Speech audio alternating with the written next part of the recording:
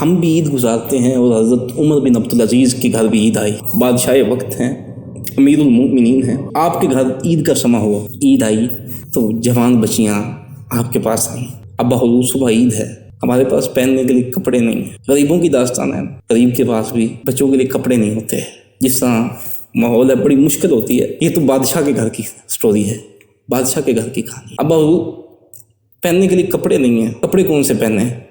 اللہ اکبر، بادشاہ کیسا ہے؟ اب بیٹا جو کپڑے پہنے ہوئے ہیں ان کو دھو کے دوبارہ صبح پہن لینا، عید ہی ہے نا، عید پہ نئے کپڑے نہ پہننے۔ حضرت امیر المومنین کہتے ہیں عید پر ضروری تھوڑی ہے کہ نئے کپڑے پہنے جائیں، عید کوئی نئے کپڑے پہننے کا نام تو نہیں ہے، عید تو رب کے حضور شکر گزاری کا نام ہے، رب کے انعامات پر اس کے شکر کرنے کا نام ہے عید۔ عید تو رب کو راضی کرنے کا وقت ہے، نہ کہ ہم گناہوں میں پڑ جائیں۔ اب وہ بچیاں تھیں، کہنے لگیں ابا حضور لوگ ہمیں تانے ماریں گے، دوسری بچیاں تانے ماریں گی کہ تم بادشاہ کی بیٹیاں ہو اور پہننے کو کپڑے نہیں آنے، کچھ کر کے ہمیں کپڑے لا دیں۔ مجبور ہوئے، کہنے لگے بیٹا صبر کرو، صبر جیسی کوئی چیز نہیں ہے، ہم دیکھو جس راستے پر چل رہے ہیں راستہ بڑا مشکل ہے، کٹھن ہے۔ یہ وہ عمر بن عبدالعزیز ہیں جن کے وقت کو خلفائے راشدین کے وقت کے ساتھ جوڑا جاتا ہے، جنہیں عمر ثانی کہا جاتا ہے، جنہوں نے انصاف میں حضرت عمر کی مثال قائم کی، وہ عمر بن عبدالعزیز۔ گھر کا عالم یہ ہے، اللہ اکبر۔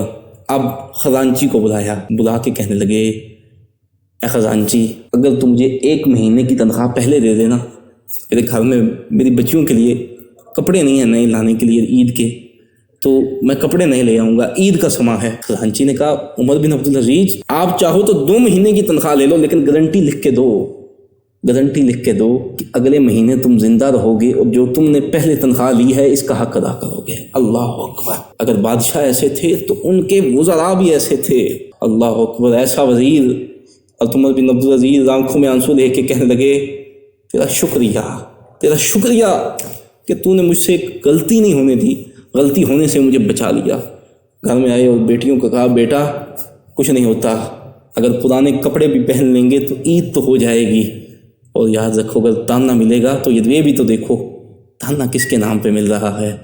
جے کر یار دے نام دیا ملے میں نہ، تو چولی پا لیے پونجے سٹیے نہ، تو جے کر یار دے نام دی ملے رسولی، تو جھوٹا جھوٹ لیے پیچھا ہٹیے نہ۔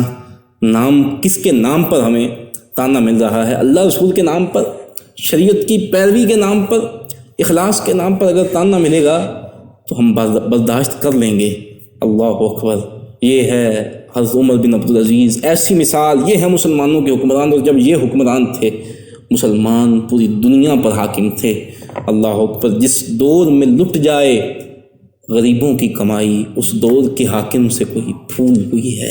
اب ہمارے لیے بھی مقام غور ہے، ہمارے حکمران، ہماری تاریخ مسلمانوں کی کیسی روشن ہے، مسلمان حکمران کیسے ہیں، وہ اس طرح کی فقیری کے اندر، فقر کے اندر زندگی گزارتے ہیں۔ آج ایک عام بندہ بھی عیش و عشرت کے ساتھ زندگی گزار رہا ہے، لیکن پھر بھی ہماری عیدوں پر، ہماری خوشیوں پر کس طرح گناہ کی مجلسیں اور محفلیں اختیار کی جاتی ہیں وہ ہمارے سامنے ہیں۔ شکر تو دور کی بات ہے، ہم رب کی نافرمانی کرنے میں کوئی کسر نہیں چھوڑتے۔ ہم نے اپنی خوشیوں کو گناہوں کے ساتھ مشروط کر دیا۔ ہم سمجھتے ہیں جب تک گناہ نہیں کریں گے خوشی نہیں ملے گی، جب تک کوئی گانا نہیں ہوگا، جب تک کوئی رب کی نافرمانی نہیں ہوگی خوشی نہیں ہوگی۔ یاد رکھیں، رب کی نافرمانی سے بندے کو خوشی نہیں ملتی، بے چینی ملتی ہے، دل کا سکون جاتا ہے، نحوست آتی ہے، اور بندہ بے چین ہو جاتا ہے، بندے کے لیے مشکلات کھڑی ہو جاتی ہیں۔ اگر آپ مشکلات سے بچنا چاہتے ہیں، رب کی رضا پر راضی ہونا سیکھیے، اور اپنے اسلاف کے اس طریقے پر چلیے، اس طریقے پر چلیں گے خوشیاں بھی ملیں گی، اور انشاءاللہ رب کا شکر کرنے کی توفیق بھی ملے گی۔